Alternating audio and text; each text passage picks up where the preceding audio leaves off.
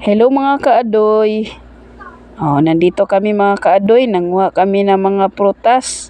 Santol at mangga yung kinukuha namin mga kaadoy.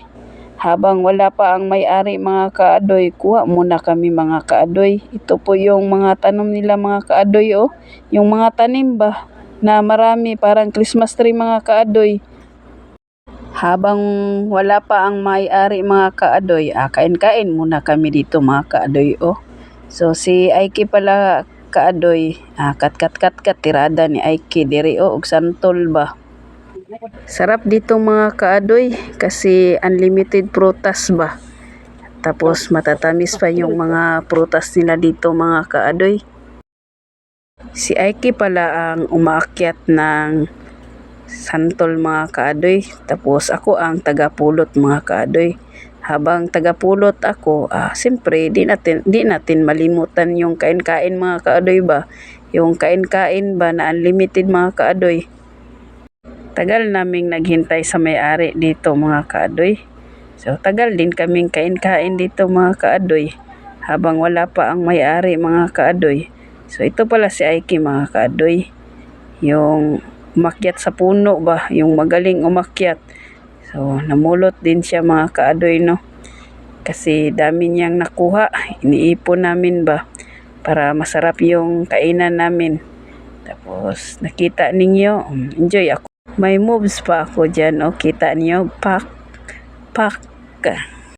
Matamis talaga ang santol nila mga kaadoy. Sa sobrang tamis mga kaadoy, binigyan kami ng suka ba, yung sinamak. Enjoy kami kumakain dito mga kaadoy. Kasi pambihira lang yung nagwaiting ka lang ba sa may-ari tapos tagal dumating mga kaadoy. So habang nag-uusap kami, so kain-kain muna mga kaadoy para di lugi ba pag pumunta ka sa pinupuntahan mo. Pero sa totoo lang mga kaadoy, sad din ako mga kaadoy kasi nasanay kasi ako kaadoy, nandito ang lolo ko kaadoy, pero pagdating ko dito mga kaadoy, iba na yung nararamdaman ko mga kaadoy. Kasi iba talaga pag nandito yung lolo mo mga kaadoy. Tingin-tingin na lang ako sa bahay nila mga kaadoy, pero hindi agad ako pumasok mga kaadoy. Kasi iba talaga ang naramdaman ko mga kaadoy. Na-miss ko talaga ang lolo ko mga kaadoy. Dito pala sa pinagkainan namin mga kaadoy, share ko lang kaadoy dating pispan ito mga kaadoy. Dito kami nang mingwit dati mga kaadoy, during mga bata pa kami ba. Dito kami nanliligo. Daming mga memory dito mga kaadoy. Kasama ko yung lola at lolo ko mga kaadoy.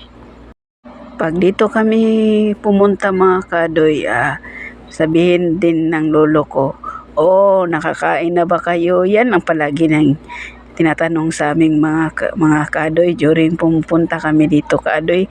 Kain ka agad ang tinatanong mga kaadoy. Sabihin agad sa aking lolo mga kaadoy, magluto tayo ng manok, mag-ihaw tayo. Yun ang pinaka masarap mga kaadoy pag during pumunta kami dito mga kaadoy. Ang lolo ko mga kaadoy, nag-ihaw talaga ng mga manok mga kaadoy.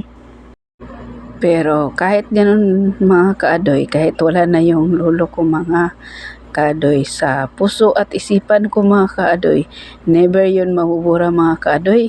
Kasi ang bait kasi ng lolo ko mga kaadoy. Lalo na yung lola ko mga kaadoy, always naka-smile lang yun mga kaadoy. During pumupunta kami dito, nag-i-enjoy siya sa amin ba pag makabisita kami dito. So dito naglilibot-libot ako mga kaadoy. Ang dami pa na palang tanim dito mga kaadoy. So tiningnan ko yung mga farm nila mga kaadoy no. Ang dami palang mga mais dito mga kaadoy. So nanghingi din ako ng similya ng alugbati mga kaadoy. Kasi kulang pa yung natanim ko doon sa Hinaguan Garden, kaya nanghingi ako dito sa may-ari mga kaadoy. Binigyan naman ako mga kaadoy. Tapos maraming balanghoy dito mga kaadoy. Tapos ang hangin at ang presko, ang sarap dito.